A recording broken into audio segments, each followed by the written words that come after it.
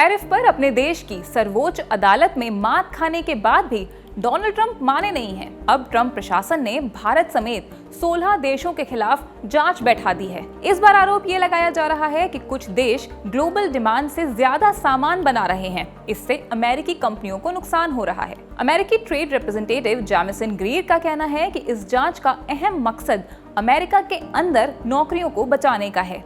उन्होंने बताया है कि जांच के जरिए ये देखा जाएगा कि कौन से देश इंडस्ट्रियल कैपेसिटी से ज्यादा सामान बना रहे हैं। ये भी देखा जाएगा कि कोई सरकार उत्पादकों को ऐसे फायदे तो नहीं दे रही है जिससे अमेरिकी कंपनियों के ऊपर उन्हें फायदे मिले।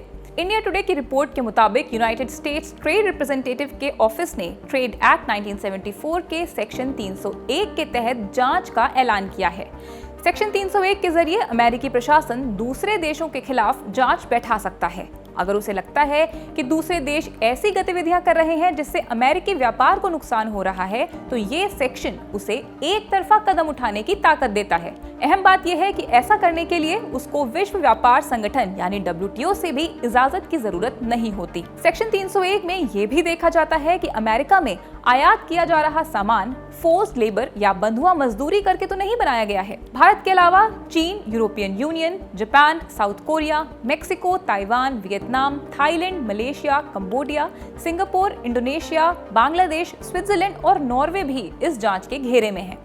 दरअसल अमेरिका का आरोप है कि भारत और चीन जैसी अर्थव्यवस्थाएं सरकारी सब्सिडी और मजदूरों के कम वेतन जैसी पॉलिसी अपनाकर ग्लोबल डिमांड से कहीं ज्यादा माल तैयार करती हैं। क्योंकि ये एक्स्ट्रा माल घरेलू बाजार में नहीं बिकता, इसलिए इसे कम कीमतों पर अंतर्राष्ट्रीय बाजारों में भेजा जाता है।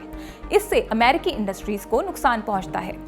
ग्रीर ने यह भी इशारा दिया है कि digital service tax, pharmaceutical drugs की कीमतों, महासागरों में प्रदूषण जैसे मामलों की जांच के आसार भी हो सकते हैं। अब सवाल उठता है कि ट्रंप प्रशासन ने इस वक्त ऐसा फैसला क्यों किया है। दरअसल अमेरिका में मिड टर्म इलेक्शन होने वाले हैं। यहाँ ट्रंप की रिपब्लिकन पार्टी को विपक्षी डेमोक्रेट्स घेर रहे हैं। सुप्रीम कोर्ट ने जब टैरिफ के फैसले को खारिज कर दिया था तो कंपनियों को आर्थिक घाटा भी उठाना पड़ा था। ऐसे में ट्रंप प्रशासन ये साबित करना चाहता है कि वो जनता को राहत देने की कोशिश कर रहा है।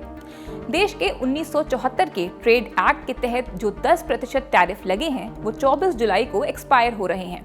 ट्रंप ने कहा था कि वो इंपोर्ट टैक्स को 15% करेंगे, लेकिन अभी तक ऐसा नहीं किया गया है।